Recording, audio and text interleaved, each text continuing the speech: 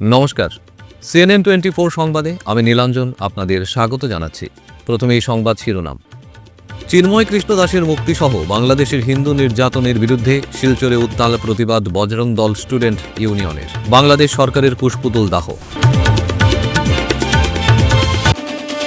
BJP নির্বাচনে জয়ী হওয়ার জন্য সামাগুড়িতে গরু জবাই করেছে ভূপেন বরার বিস্ফোরক মন্তব্য। সোনাবাড়ীঘাট সংলগ্ন দক্ষিণ কৃষ্ণপুরের বরাক নদী থেকে লক্ষ লক্ষ টাকার অবৈধভাবে বালু উত্তোলন করছে সিন্ডিকেট, অভিযোগ এলাকাবাসীর। কাছাড়ে আদর্শ অঙ্গনওয়াড়ি কেন্দ্রের উন্নয়নে দ্রুত অগ্রগতি, গ্রামীণ শিশু কল্যাণের নতুন অধ্যায়ের সূচনা। বাংলাদেশে ইসকন ধর্মগুরুকে গ্রেফতার ও নির্যাতন, দুধপাতিল ইসকন কেন্দ্রের প্রতিবাদ। এবারে সংবাদ বিস্তারিত। বাংলাদেশ ইসকন মন্দিরের মহারাজ চিন্ময় কৃষ্ণ দাসের মুক্তিসহ বাংলাদেশের সংখ্যালঘু হিন্দুদের সঙ্গে হওয়া নির্যাতনের বিরুদ্ধে এবার সরব হল বজরং দল স্টুডেন্ট ইউনিয়নের শিলচর শাখা। এদের স্থানীয় কাছাড় কলেজ থেকে এক বিক্ষোভ মিছিল বের করে শহরের বিভিন্ন সড়ক পরিক্রমা করে শিলচরের শহীদ ক্ষুদিরাম বসুর মূর্তির পাদদেশে জমায়েত হয়ে বিক্ষোভ প্রদর্শনের মাধ্যমে এলাকার আকাশ বাতাস মুখরিত করে তোলেন ইউনিয়নের কর্মকর্তারা। পরে উত্তাল প্রতিবাদের মধ্যেই বাংলাদেশ সরকারের কুশপুতুল দাহ করল সংস্থার কর্মকর্তারা। সংবাদ মাধ্যমের সঙ্গে কথা বলতে গিয়ে তারা জানান, প্রতিবেশী রাষ্ট্র বাংলাদেশে সংখ্যালঘু হিন্দুদের নৃশংস হত্যালীলা ও অত্যাচারের প্রতিবাদে শিলচরের বিভিন্ন স্থানে আন্দোলন গড়ে তোলার পরিকল্পনা হাতে নিয়েছে ইউনিয়ন। চিন্ময় কৃষ্ণ দাসের মুক্তিসহ সেখানের সংখ্যালঘু সম্প্রদায়ের উপর নির্যাতন বন্ধ করতে বাংলাদেশ সরকারকে অতিসত্বর বিহিত ব্যবস্থা গ্রহণের আবেদন জানিয়েছেন তারা।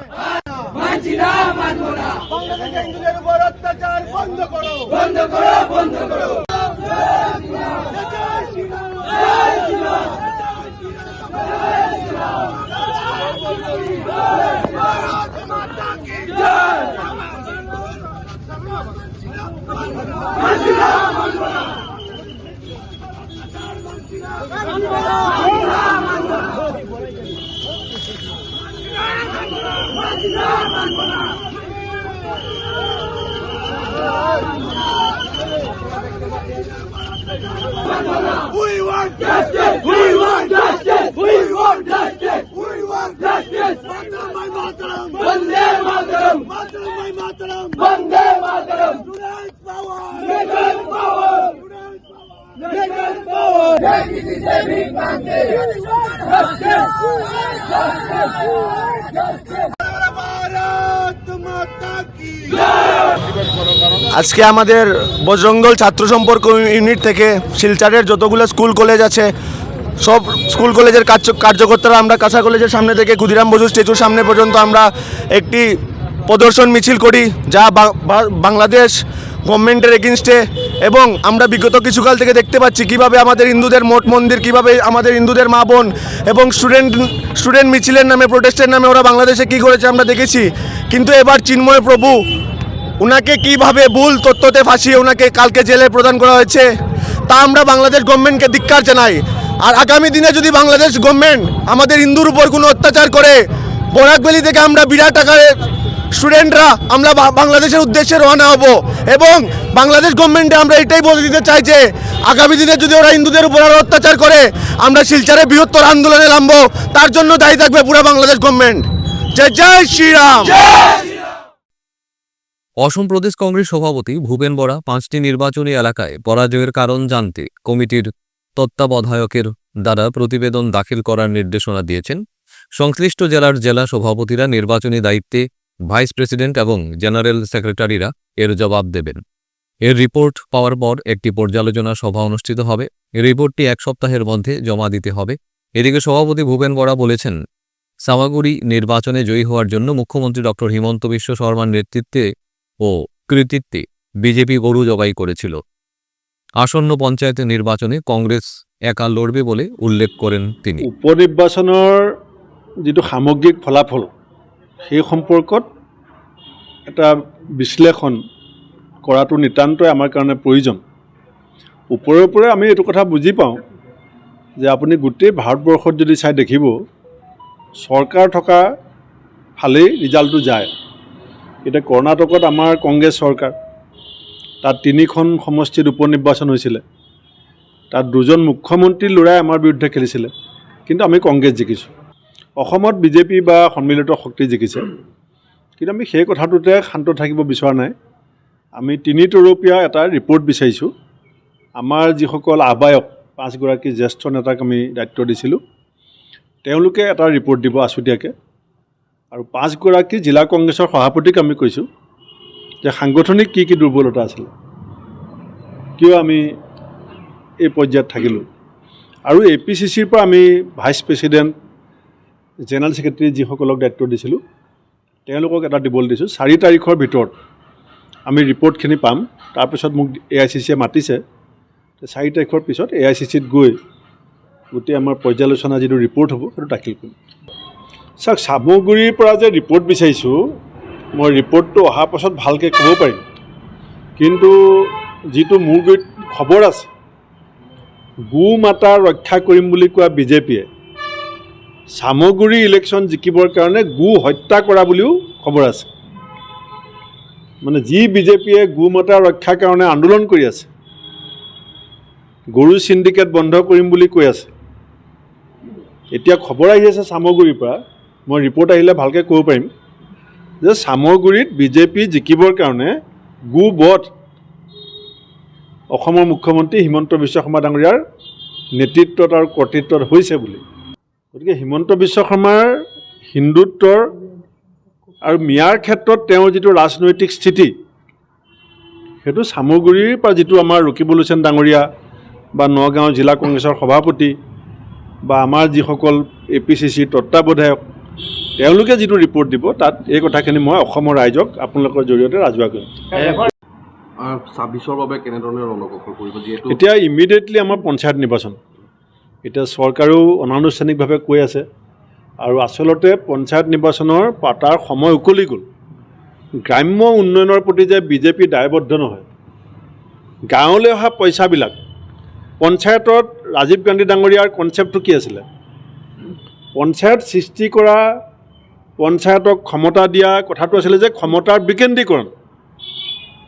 আমি পঞ্চায়ত ব্যৱস্থাটোৰ মাজেদি কেন্দ্ৰীয়ভাৱে থকা ক্ষমতাটোক বিকেন্দ্ৰীকৰণ কৰি গাঁৱৰ মানুহৰ হাতত ক্ষমতা দিব বিচাৰোঁ। বিজেপিয়ে কি কৰিছে? দুৰ্নীতি কেন্দ্ৰীয়কৰণ, ক্ষমতা কেন্দ্ৰীয়কৰণৰ মাধ্যমেদি পঞ্চায়তৰ টকা ডিস্প'ত ৰাখি লুটপাট কৰিবৰ কাৰণে ইলেকশ্যন বাৰে বাৰে পিছুৱাই থকাৰ বিজেপিৰ যিটো ষড়যন্ত্ৰ, সেইটো হৈছে ক্ষমতা কেন্দ্ৰীভূত কৰি লুটপাট কেন্দ্ৰীভূত কৰিব লাগে। জটিল আছে। এতিয়া আপুনি যদি চাই যিকোনো এটা সমষ্টি যদি আপুনি দেখে 200টামান টিকেট বিলাব লাগে, ৱাৰ্ড মেম্বাৰ, কাউন্সিলাৰ, প্ৰেছিডেণ্ট, জিলা পৰিষদ। গতিকে ৰাজ্যিক পৰ্যায়ত নেতাসকল বহি অসমৰ প্ৰায় 2700খন পঞ্চায়তত প্ৰাৰ্থিত্ব বাছনি কৰা, মিলা মিছা কৰাটো সহজ নহয়। সেইকাৰণে আমি খুব সোনকালে আমাৰ দলৰ কাৰ্যনিৰ্বাহক সভা হ'ব, তাত আমি চবৰে পৰামৰ্শ ল'ম। যদি জিলাভিত্তিক বিজেপি বিৰোধী শক্তিবিলাকৰ লগত জিলাবিলাকে একেলগে খেলে, আমি হয়তো সেইটো সমৰ্থন কৰিম বা তেনেকুৱা এটা সিদ্ধান্ত আমি ল'বৰ কাৰণে। শিলচর সদর রেঞ্জ অফিসের অধীনে সোনাবাড়িঘাট সংলগ্ন দক্ষিণ কৃষ্ণপুরের বরাক নদী থেকে অবৈধভাবে বালু উত্তোলন করছে একটি প্রভাবশালী বালু সিন্ডিকেট। বেপরোয়া বালু উত্তোলনের কারণে ভেঙে যাচ্ছে কৃষকের ফসলের মাঠ, রাস্তা ও বসতবাড়ি। নদীর তীর থেকে মাঝখানে গর্ত করে বালু তোলায় দক্ষিণ কৃষ্ণপুর এলাকার কৃষকদের আলুসহ অন্য ফসলের মাঠ ভেঙে গেছে বলে অভিযোগ। এই বিষয়ে গত সোমবার কাছাড়ের জেলা আয়ুক্ত মৃদুল যাদবের কাছে বিচার দিয়েও কোনো প্রতিকার পাওয়া যায়নি বলে এলাকাবাসীর অভিযোগ। এখানে একটা অবৈধভাবে বালি খনন চলি আছে।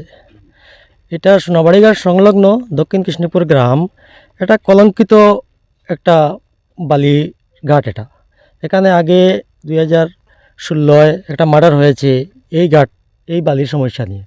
আবারও দেখা যায় এই বছর কিছু অবৈধ ব্যবসায়ী তারা অবৈধভাবে এখানে বালি সিন্ডিকেট করছে। এটা আমরা আদৌ জানি এখানে ক্ষেতর জায়গা, কৃষকের জায়গা, তারা কৃষকের জায়গা জবরদস্তি করে এখানে বালি কীরকম এটা সুযোগ পেল বা এতটুকু হয়ে গেল। হাজার হাজার গাড়ি অলরেডি বালি পাচার হয়েছে, এর ভিতরে আমরা খবর পাইনি। হঠাৎ করে একদিন দেখলাম যে দিনে শুরু হয়ে গেছে, রাত্রে চলেছে অতদিন, হঠাৎ করে দেখলাম দিনে শুরু হয়ে গেছে। দিনে শুরু করতে গিয়ে রাস্তাঘাট, স্কুল, মসজিদ, পিএইচি, এই যে একটা রিংবান্ধ আছে ফ্লাড এফেক্টেড, এগুলোর প্রতি আমরা দৃষ্টি আকর্ষণ করে দেখি গ্রামের অবস্থা তো শোচনীয়, আর এখান থেকে অনেক রাজস্ব মার খাচ্ছে। তাই আমরা গ্রামের কতজন লোক, এই যারা আমার সঙ্গে আছেন, আর কিছু আসেননি, কিছু বালি মাফিয়াদের মানে ভয়ে অনেক লোক আছেন এখানে, আমরা সবাই মিলে একটা প্রতিবাদ সাব্যস্ত করেছি। আমরা ডিসি মারফতে মুখ্যমন্ত্রীকে, লোকাল এমপিকে, এমএলএকে আমরা ইনফরমেশন করেছি। মেইন হলো কালামুদ্দিন চৌধুরী সোনাবাড়িঘাটের, তার পিছনে আছে এই গ্রামের, যেটা কাগজে আমি উল্লেখ করেছি, 2-3টা ছেলে, ওদের তো অ্যাকচুয়ালি নামটা আমি জানি না, কেউ করে ডাকে বাবর, কাউকে দুল্লা, কাউকে ফরেস্টের জড়িত আছে, রেঞ্জার তো 100% জড়িত আছে, ডিএফও 100% জড়িত আছে। এই দুইটা লিগ আছে, একটা তো আমি যাদের নাম বললাম, একটাতে আছে আপনার রাকিব হোসেন মজুমদার বড়বুইয়া, আরেকটাতে ইফতিকার হোসেন বড়বুইয়া এবং নাহার মজুমদার। তারা সমাজের কোনো কাজে তারা আমি পাই নেই, কিন্তু তারা অবৈধ ব্যবসার লগে জড়িত হয়ে এরকম করেছে। আমি মুখ্যমন্ত্রীর দৃষ্টি আকর্ষণ করে বলতেছি, এটা যদি সম্পূর্ণরূপে বন্ধ হয়ে যায়, এটা সম্পূর্ণরূপে যদি বন্ধ না হয়, আমরা গণতান্ত্রিক পদ্ধতিতে আন্দোলন হব। তাতে কি দুর্ঘটনা হয়, ইনসিডেন্ট হয়, এটার দায়িত্ব সম্পূর্ণ কাছাড় প্রশাসন, আসাম প্রশাসনে তার উপরে দায়ভার নিতে হবে। কাছাড় জেলায় গ্রামীণ পরিকাঠামো ও শিশু কল্যাণের ক্ষেত্রে এক নতুন দিগন্ত উন্মোচিত হচ্ছে। জেলা আয়ুক্ত মৃদুল যাদবের নেতৃত্বে জেলার আদর্শ অঙ্গনওয়াড়ি কেন্দ্রগুলোর নির্মাণ কাজ দ্রুতগতিতে এগিয়ে চলছে। এই প্রকল্পগুলির জাতীয় পরিকাঠামো উন্নয়ন কর্তৃপক্ষ, গ্রামীণ পরিকাঠামো উন্নয়ন তহবিল এবং তফসিলি জাতি উপকৃত সংস্থার মতো প্রকল্পের আওতায় বাস্তবায়িত হচ্ছে। জেলা আয়ুক্তের কার্যালয়ের সভাকক্ষে অনুষ্ঠিত একটি পর্যালোচনা সভায় প্রকল্পের অগ্রগতি খতিয়ে দেখেন কাছাড়ের জেলা আয়ুক্ত মৃদুল যাদব। বৈঠকে উপস্থিত ছিলেন অতিরিক্ত জেলা আয়ুক্ত ডক্টর খালেদা সুলতানা আহমেদ, সহকারী আয়ুক্ত অঞ্জলি কুমারী। জেলা আয়ুক্ত মৃদুল যাদব সংশ্লিষ্ট সকল কর্মকর্তাকে কাজ দ্রুত সম্পন্ন করার জন্য সমন্বয় সাধন এবং নির্মাণের সর্বোচ্চ মান বজায় রাখার নির্দেশ দিয়েছেন। বাংলাদেশে ইসকন ধর্মগুরুকে গ্রেফতার ও পুরুষ মহিলাদের উপর পুলিশের নির্মম প্রহারের প্রতিবাদে গর্জে উঠলেন ছোট দুধপাতিল ইসকন কেন্দ্র। হিন্দুদের সুরক্ষায় একজোট হতে সনাতনী সেনা গঠনের সিদ্ধান্ত নেন তারা। এদিন প্রতিবাদ প্রদর্শনের স্লোগানে ওইসব ঘটনার তীব্র নিন্দা ও ধিক্কার জানান প্রতিবাদকারীরা। ইসকন কেন্দ্রের পক্ষে রমাকান্ত বিশ্বাস বলেন, বর্তমানে বাংলাদেশের হিন্দুদের সুরক্ষায় সবাইকে একজোট হতে হবে। ওই দেশের হিন্দুদের ধর্মান্তকরণের কুচক্রান্ত চলছে, তাই ধর্ম রক্ষায় একজোট হয়ে সনাতনী সেনা হিসেবে মাঠে নামতে হবে। অতি শীঘ্রই ইসকনের চিন্ময় মহারাজের নিঃশর্ত মুক্তির জোরালো দাবি জানান তারা। কৃষ্ণ, আমাদের পার্শ্ববর্তী দেশ বাংলাদেশ, আমাদের বাংলাদেশে আমাদের স্বামী চিন্ময়ানন্দ মহারাজজিকে অনাচার অত্যাচার ভাবে উনি গ্রেপ্তার করেছেন। তো আমরা ভারত থেকে এবং আমাদের চুটুদুৎপাতি থেকে আমরা প্রতিবাদ করছি, যাতে আমাদের স্বামী চিন্ময়ানন্দজিকে নির্পণে ওনাকে মুক্তি দেওয়া হয়। না হলে আমরা সম্পূর্ণ ভারতবর্ষের মানুষ একত্রিত হয়ে সনাতনীরা আমরা বৃহৎ আন্দোলনে নামতে চাইব। যেহেতু আমরা একদিন এমন এক সময় ছিল বাংলাদেশে যখন খানির কোনো ব্যবস্থা ছিল না, তৎক্ষণাৎ সময় প্রায় 3 মাস আমাদের ইসকনের তরফ থেকে বাংলাদেশে সকল প্রাণী সকল ধর্মীয় মানুষকে যাতে আমরা 3 মাস একত্রিতভাবে অন্ন গ্রহণ করেছি এবং ওদেরকে আমরা খাওয়ান দিয়েছি আমাদের ইসকনের তরফ থেকে। আর আজ আমাদের স্বামী চিন্ময়ানন্দজি মহারাজকে বাংলাদেশে কিভাবে অনাচার অত্যাচার ভাবে উনাকে গ্রেপ্তার করেছে, তো আমরা উনাকে প্রতিবাদ জানাচ্ছি যাতে উনারে নির্পণ ভাবে উনাকে মুক্তি দেওয়া হয়। আমরা বাংলাদেশের জন্য আমরা চাইছি যাতে একটা সনাতনী ফৌজ তৈরি করার জন্য, যাতে বাংলাদেশ আমাদের সনাতনী ধর্মের উপরে যাতে এইরকম করতে পারে না। আমরা ভারতবর্ষের আমরা সব ধর্মে পরিত্যাগ করি, আমরা সকল ধর্মকে আমরা প্রণাম করি, কারণ আমরা কোনো ধর্মকে আমরা ছোট মনে করি না। আর যদি তারা এইভাবে ছোট বা অপমানিত করে, তাহলে আমরা সনাতনী ফৌজ রেডি করতে আমরা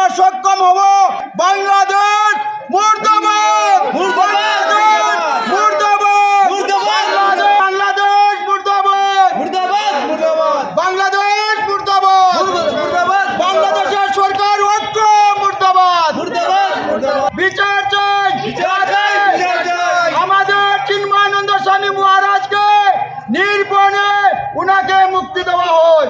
হরে কৃষ্ণ। বুধবার শিলচর রাধামাধব কলেজে দর্শন বিভাগের বিভাগীয় দেওয়াল পত্রিকা জ্ঞানজ্যোতির দশম সংখ্যার আবরণ উন্মোচন হয়েছে। এদিন কলেজ অধ্যক্ষ ডক্টর দেবাশিস রায়, IQAC এর কোঅর্ডিনেটর ডক্টর সোনালী চৌধুরী ও দর্শন বিভাগের বিভাগীয় প্রধান ডক্টর রুমানাথ চৌধুরীর হাত ধরে দেওয়াল পত্রিকাটির উন্মোচন হয়েছে। একইভাবে এদিন লাইব্রেরি বিভাগের বার্ষিক নিউজ লেটার ইনফরমেশন দশম সংখ্যার উন্মোচন করেন কলেজ অধ্যক্ষ ডক্টর দেবাশিস রায় ও IQAC-র কোঅর্ডিনেটর তথা লাইব্রেরিয়ান ডক্টর সোনালী চৌধুরী। রিলিজ করেছি, এখানে সবাই উপস্থিত যারা ছিলেন সবাইকে দিয়ে এটা বিশেষ করে আমাদের প্রিন্সিপাল স্যার এটা রিলিজ করেছেন। তো এখানের মধ্যে আমরা এই জ্ঞানজ্যোতির মধ্যে প্রত্যেক বছরই আমরা এটাকে ওয়াল ম্যাগাজিনের মতো প্রকাশ করে থাকি, কিন্তু এইবার এটাকে আমরা বুক ফর্মে করেছি। তো আমরা যখন সব স্টুডেন্টরা এবং টিচারদের সব বছরই কন্ট্রিবিউশন থাকে, এই বছর বিশেষ করে যেহেতু আমাদের কলেজে নেট ভিজিট করতে আসছে, তখন নেট ভিজিটকে উপলক্ষ রেখে আমরা এটাকে বুক ফর্মে পাবলিশ করেছি এবং এটার মধ্যে আমাদের ডিপার্টমেন্টের প্রত্যেকজন টিচার এবং প্রত্যেকটা কোর্স সাবজেক্টের স্টুডেন্টদেরকে কন্ট্রিবিউশন আছে। সবাই এক একটা করে পেপার লিখেছি এবং সাথে এখানে আমাদের ডিপার্টমেন্টের অ্যাক্টিভিটিদের ফটোগুলোও দেওয়া আছে। তো এই লেটার ইনফরমেনিয়ার 10th ইস্যু রিলিজ হয়েছে। এই ছোট্ট প্রোগ্রামে আমাদের সঙ্গে ছিলেন আমাদের প্রিন্সিপাল স্যার, যে এটা আজকে উন্মোচন করেছেন। তার সাথে ছিলেন আমাদের সব কলেজের টিচাররা, নন টিচিং স্টাফ এবং স্টুডেন্টরাও ছিল। আজকে আমরা এই যে ইনফরমেনিয়া লাইব্রেরি থেকে যেটা বেরোয়, এটা প্রতি বছর আমাদের অ্যানুয়ালি বেরোয়, আর এটা ইন্ডিয়া 10th ইস্যুতে আমরা লাইব্রেরির এই বছরের 23-24-এর সব প্রত্যেকটা অ্যাক্টিভিটি এবং সার্ভিসেস ফ্যাসিলিটিস লাইব্রেরির কী কী আছে এগুলো সব কিছু এই নিউজ লেটারের মধ্যে আমরা তুলে ধরেছি। এটা আমরা সবার মধ্যে সার্কুলেট করবো আজকে, যেটা স্টুডেন্টসরা জানতে পারবে লাইব্রেরির সম্বন্ধে, বা টিচাররা আজকে বুঝতে পারবেন যে লাইব্রেরিতে কী কী ফ্যাসিলিটি আছে বা কী কী কাজ হয়েছে, কী কী অ্যাক্টিভিটি হয়েছে। তো এটার জন্য আজকে আমি ধন্যবাদ জানাই আমাদের প্রিন্সিপাল স্যারকে, উনি আমাদেরকে ফুল সাপোর্ট করেছেন এই নিউজ লেটারটা তৈরি করতে। আজকের মতো সংবাদ এ পর্যন্তই। নমস্কার।